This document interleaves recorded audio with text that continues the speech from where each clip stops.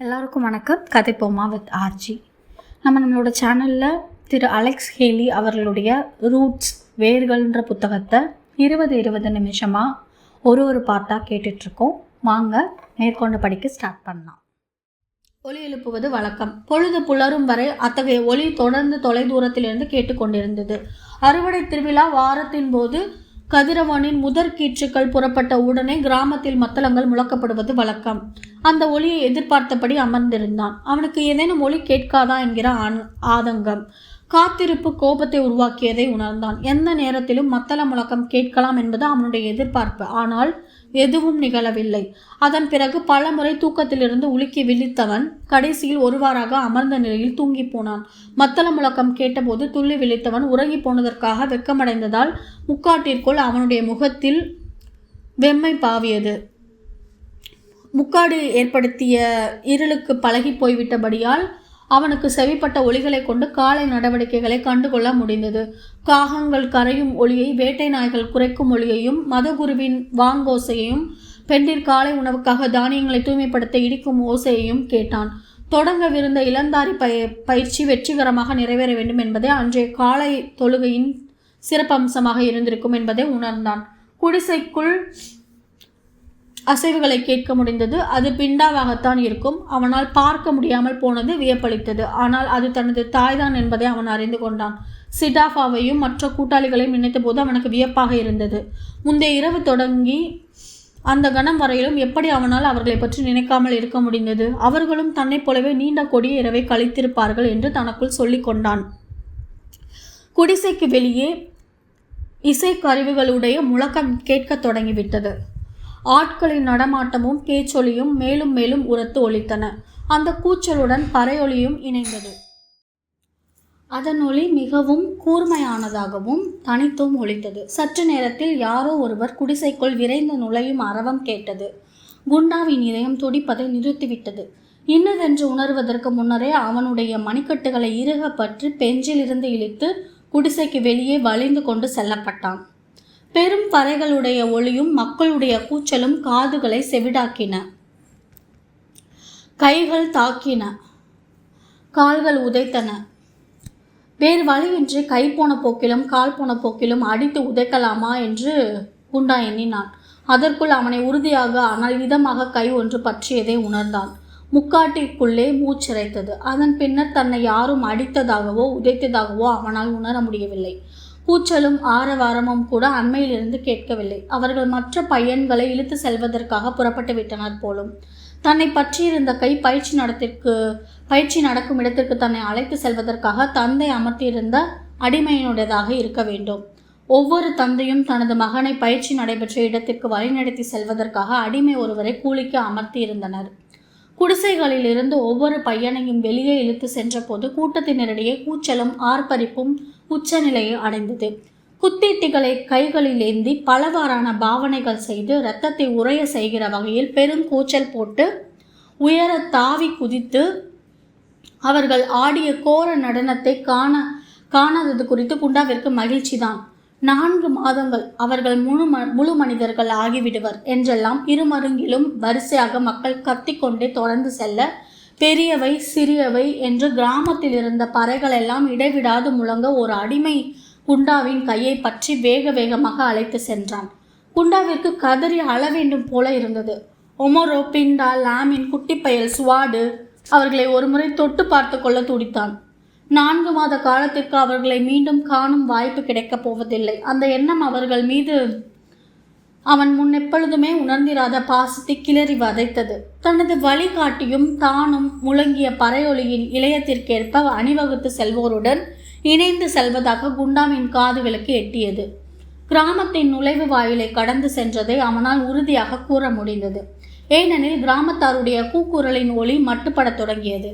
வெதுவெதுப்பாக கண்ணீர் அவனுடைய கன்னங்களில் வழிந்தது. கண்ணீர் திவலைகளை தனக்கே மறைத்து கொள்ளும் முயற்சியாக கண்களை இறுக மூடிக்கொண்டான்.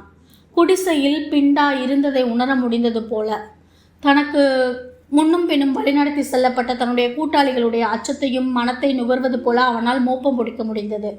அவர்களும் அவனைப் போலவே வெகுவாக பயந்து போயிருப்பர். அந்த எண்ணம் அவனுள் எழுந்த வேட்கை உணர்வை தணித்தது. வெண்ணிற முக்காட்டால் பார்வை மறைக்கப்பட்டு தள்ளாடி நடந்து சென்றபோது அச்ச உணர்வினும் கூடுதலாக துயரம் கவ்வியது. தாய், தந்தை, சகோதரர்கள், கிராம மக்கள் அனைவரையும் விட்டு செல்கின்றான் அல்லவா? ஆனால் அப்படி செய்தாகத்தான் வேண்டும். அவனுடைய தந்தையும் அப்படித்தான் செய்திருப்பார். வருங்காலத்தில் அவனுடைய மகனும் அதை செய்துதான் தீர வேண்டும். திரும்ப போவது உறுதி, ஆனால் முழு மனிதனாக. குண்டாவால் உணர முடிந்தது. கல்ஏறி தூரத்தில் அண்மையில் வெட்டி அகற்றப்பட்ட மூங்கில் புதர் இருந்த இடத்தை அவர்கள் நெருங்கிக் கொண்டிருந்தனர். முக்காட்டின் ஊடே புதிதாக வெட்டப்பட்ட மூங்கிலின் நறுமணத்தை நுகர்ந்தான். அந்த இடத்தை நெருங்க நெருங்க காற்றில் மனத்தின் கனம் அதிகரித்தது. தடுப்பு சுவர் அருகே சென்றனர். பின்னர் அதற்குள் நுழைந்தனர். ஆனாலும் இன்னமும் திறந்த வெளியில்தான் இருந்தனர். ஆம், அது மூங்கில் களிகளால் அமைக்கப்பட்ட சுற்றுச்சுவர். பறையொலி அடங்கியது. அணிவகுப்பு நின்றது. பல நிமிட நேரம் குண்டாவும் அவனுடைய நண்பர்களும் அமைதியாக நின்றிருந்தனர். அவர்கள் எப்பொழுது நின்றனர், எங்கே நின்றனர் என்பதை தெரிந்து கொள்ளும் விதத்தில் ஏதேனும் ஓசை கேட்காதா என்று காதை தீட்டிக் கொண்டிருந்தான். ஆனால் அவனுடைய செவிப்பட்டதெல்லாம் தலைக்கு மேலே கிளிகளின் கீச்சொலிகளும் குரங்குகளின் கொக்கரிப்புகளும் மட்டுமே. திடீரென்று அவனுடைய முக்காடு நீக்கப்பட்டது. நண்பகல் சூரியனுக்கு கீழ் மலங்க விழித்து கொண்டு நின்றான். ஒளியின் தாக்கத்துக்கேற்ப தனது கண்களை தகவமைத்துக் கொள்ள முயன்றான். தனது கூட்டாளிகளை காண்பதற்காக தலையை திருப்புவதற்கு கூட பயந்தான். ஏனெனில் அவனுக்கு நேரெதிரே உடலெல்லாம் சுருக்கம் விழுந்த முதியவர் சில்லாப்பா டிப்பா கட்டுறுதியாக நிமிர்ந்து விரைப்பாக நின்றிருந்தார். மற்ற பையன்களைப் போலவே குண்டா அவரையும் அவருடைய குடும்பத்தாரையும் நன்கு அறிந்திருந்தான். ஆனால் அவர் ஏற்கனவே அறிமுகமானவராக காட்டிக்கொள்ளவில்லை. அப்போதைக்கு அவர் அவர்களை கண்டுகொள்ளப் போவதில்லை என்பது தெளிவானது. ஊர்ந்து செல்கின்ற புழுக்களை ஆய்வதைப் போல அவர்களுடைய முகங்களை ஆய்வு செய்தார். அவர்களுக்கு பயிற்சி அளிக்கப் போகிற பயிற்றுனர் அவர்தான் என்பது உறுதிப்பட்டது. அவருக்கு இரு மருங்கிலும் 2 நடுத்தர வயதினர் நின்றனர். அலி சிசே, சோரு தூரா ஆகிய இருவரையும் குண்டா நன்கு அறிவான். சோரு அவனுடைய தந்தை ஒமரோவின் நெருங்கிய நண்பர். நல்ல வேளை, அந்த இடத்தில் அவனுடைய தந்தை இல்லை. அவனுடைய பயம் வெளிப்பட்டு போகுமே. பயிற்சி நடைபெற்று கொண்டிருந்த போது அங்கிருந்த 23ஆம் பருவத்து பையன்களும் தமது மார்புகளுக்கு குறுக்கே கைகளை வைத்து மரபுப்படி தமது மூத்தோர்களை வாழ்த்தி வணங்கினர். அமைதி, அமைதி மட்டுமே என்று பயிற்றுனரும் அவருடைய உதவியாளர்களும் பதிலுக்கு வாழ்த்தினர். தலையை அசைக்காமல் மிகுந்த கவனத்துடன் குண்டா தனது கண்களை அகல விரித்து சுற்றிலும் நோட்டமிட்டான். ஆங்காங்கே மண் சுவர் எழுப்பி கூரை வேயப்பட்ட சிறிய குடிசைகள் பல அமைக்கப்பட்டிருந்தன. சுற்றிலும் உயரமான புதிய மூங்கில் களிகளை கொண்டு சுற்றுச்சுவர் எழுப்பப்பட்டிருந்தது. சில நாட்கள் ஜூப்பியூர் கிராமத்திலிருந்து காணாமல் போயிருந்த தந்தைமார்களால் அந்த குடிசைகள் அமைக்கப்பட்டிருக்க வேண்டும் என்று குண்டா புரிந்து கொண்டார். தசை நார்களில் ஒன்றை கூட அசைக்காதபடி அவன் அவற்றையெல்லாம் கண்ணுற்றான். ஆனால் அடுத்த கணமே உடலை உலுக்கி தன்னை சுதாரித்து கொண்டான். உரத்த குரலில் பயிற்றுனர் பேசினார். ஜூப்பியூர் கிராமத்தை விட்டு குழந்தைகளாக புறப்பட்ட நீங்கள் முழு மனிதர்களாக திரும்ப வேண்டுமென்றால் அச்சத்தை முழுமையாக அகற்றிக் கொள்ள வேண்டும். ஏனெனில் அஞ்சுகின்றவன் வலுவற்றவன் தனது குடும்பத்திற்கும் தனது கிராமத்திற்கும் தனது இனத்திற்கும் ஆபத்தானவன். அவர் அவர்களை போன்ற மோசமான பொடியன்களை ஒருபோதும் பார்த்ததில்லை என்பது போல் வெறித்து நோக்கினார். பிறகு பார்வையை திருப்பிக் கொண்டார். உடனே அவருடைய உதவியாளர்கள் முன்னோக்கி பாய்ந்தனர். அவர்களுடைய கைகளிலிருந்து பிரம்புகள் பையன்களுடைய தோள்களிலும் புட்டங்களிலும் விளையாடின. ஆட்டு மந்தைகளை ஓட்டி செல்வது போல அவர்களை துரத்தி குழுக்களாக பிரித்து குடிசைக்குள் தள்ளினர். எந்த விதமான வசதியும் இல்லாத வெற்று குடிசைக்குள் நெருங்கி அடித்து கிடந்த குண்டாவும் அவனுடைய 4 கூட்டாளிகளும் பிரம்படியின் வேதனையை உணர்ந்து ஒருவரை ஒருவர் பார்ப்பதற்கு தலையை தூக்குவதற்கு கூட வெட்கப்பட்டனர். சில நிமிடங்கள் கழித்து சற்று நேரத்திற்கு அவர்கள் தம்மை துன்புறுத்த மாட்டார்கள் என்று தோன்றியதும் குண்டா தனது நண்பர்களை ஓரப்பார்வையால் நோட்டமிட்டான். சிட்டாஃபா அந்த குடிசையில் இருந்தால் நன்றாக இருக்கும் என்பது அவனுடைய விருப்பம். அங்கிருந்த மற்ற பையன்களை அவன் அறிந்திருந்தான். என்றாலும் சிட்டாஃபா அளவிற்கு பழக்கமானவர்கள் இல்லை. அவனுடைய இதயம் சூம்பி போனது. ஆனால் அது ஒன்றும் தற்செயலாக நிகழ்ந்ததல்ல. ஆராயத் தொடங்கினான். அந்தளவு வசதியை கூட பயிற்றுனர்கள் அவர்களுக்கு அளிக்க தயாராக இல்லை. சாப்பாடாவது போடுவார்களா? வயிறு வேறு பசித்து தொலைக்கிறதே.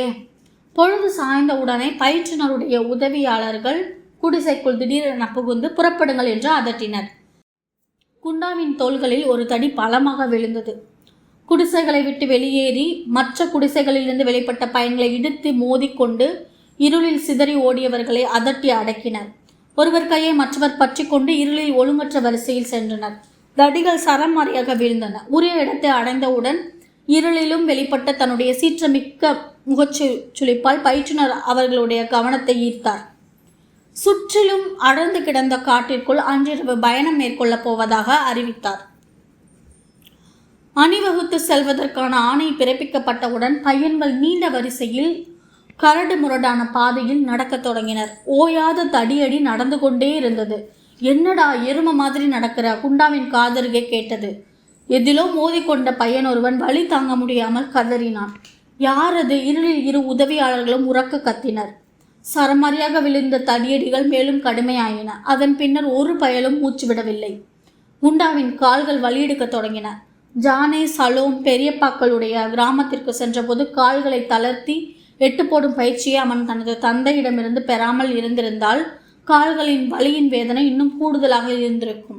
மலைப்பாதைகளில் நடந்து பழக்கப்படாததால் மற்ற பயன்களுடைய பாதங்கள் அவனுடையவற்றையும் காட்டிலும் மோசமடைந்திருக்க கூடும் என்கிற எண்ணம் கூட இதமாக இருந்தது. ஆனால் பசியையும் தாகத்தையும் தாங்கிக் கொள்ள குண்டா எவ்வித பயிற்சியும் பெற்றிருக்கவில்லை. பசி வயிற்றை பிசைந்தது. தலை காற்றில் மிதப்பதைப் போல உணரத் தொடங்கினான். ஒரு வழியாக சிறிய நீரோடைக்கருகே நிற்கும்படி ஆணை பிறந்தது. முழு நிலவின் பேரொளி நீரோடையின் மேற்பரப்பில் ஏற்படுத்திய பிரதிபலிப்பில் சிற்றலைகளின் நளினங்கள் தோன்றின. பையன்கள் மண்டியிட்டு நீரை கை நிறைய அள்ளி பருகத் தொடங்கிவிட்டனர். ஒரு கணம் கழித்து ஒரே சமயத்தில் நிறைய நீரை குடிக்கக்கூடாது என்று நீரோடையை விட்டு விலகி செல்லுமாறு ஆணை பறந்தது.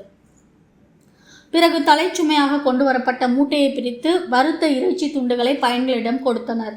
இறந்த சடலங்களை கழுதை புலிகள் பற்களால் கிழித்து தின்பதைப் போல பையன்கள் பெரிய துண்டங்களை கடித்து பிரித்து உண்ணத் தொடங்கினர். எவ்வளவோ வேகமாக தின்பதற்கு முயற்சித்தும் குண்டாவின் பங்காக 4 முறைதான் சுவைக்க முடிந்தது. ஒவ்வொரு பையனுடைய பாதங்களிலும் சிராய்ப்புகள் ஏற்பட்டு குருதி கொட்டிய நிலையில் இருந்தன. குண்டாவினுடைய பாதங்களும் ஏனையோருடையவற்றை போல மிகவும் மோசமான நிலையில் இருந்தன.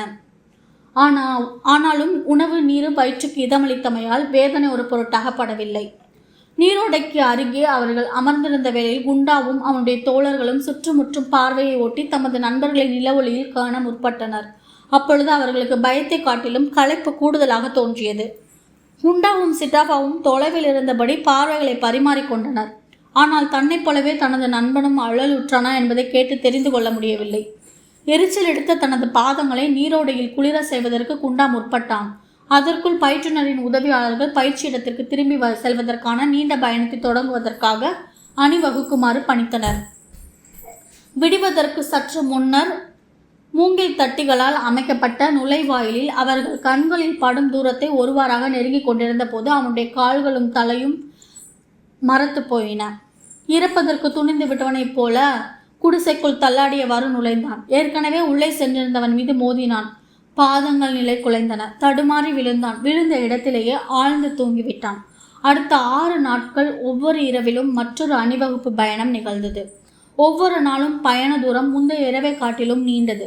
சிராய்ப்பு ஏற்பட்ட பாதங்களில் வலி கொடூரமாக இருந்தது. ஆனால் 4வது இரவு ஒருவாறாக வலியை பொருட்படுத்தாதிருக்க பழகிக்கொண்டான். வரவேற்கத்தக்க புத்துணர்ச்சியான பெருமிதத்தை உணரத் தொடங்கிவிட்டான். 6வது இரவில் இருள் கவிழ்ந்திருந்த போதிலும் உறுதிப்பட நேர் வரிசையில் நடந்து செல்வதற்கு அடுத்து தொடர்ந்த பையனுடைய கரத்தை பற்றி கொள்ள வேண்டிய தேவையில்லாமல் போயிற்று. 7வது இரவில் பயிற்றுனருடைய நேரடி பாடம் முதன்முறையாக நிகழ்ந்தது. அடர்ந்த காட்டிற்குள் விண்மீன்களை வழிகாட்டிகளாக பயன்படுத்தி பாதையை தவறவிடாமல் இருப்பதற்கான வழிமுறைகள் விளக்கப்பட்டன. முதல் அரை மாத காலத்திற்குள் பயிற்சியாளர் ஒவ்வொருவரும் விண்மீன்களின் உதவியுடன் அணிவகுப்பை ஆழ்ந்த காட்டிற்குள் நடத்தி சென்று பயிற்சி இடத்திற்கு திரும்புவதற்கு பழகி கொண்டனர்.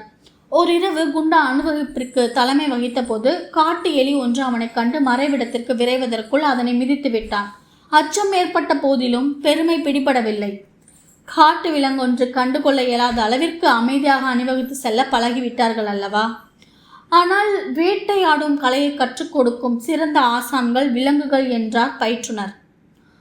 மாண்டிங்கா இனத்தவரை பொறுத்தவரை கற்றுக்கொள்ள வேண்டியவற்றுள் வேட்டையாடுதல் மிகவும் முக்கியம் வாய்ந்தது. காடுகளுக்குள் பயணம் செய்வதற்கான நுணுக்கங்களில் தேர்ந்துவிட்டனர் என்கிற நிறைவு ஏற்பட்ட பின்னர் பயிற்றுனர் அவர்களை அடுத்த அரை மாத காலத்திற்கு அவர்கள் தங்கியிருந்த இடத்திலிருந்து வெகு தொலைவில் அடர்ந்த காடுகளுக்குள் அழைத்து சென்றார்.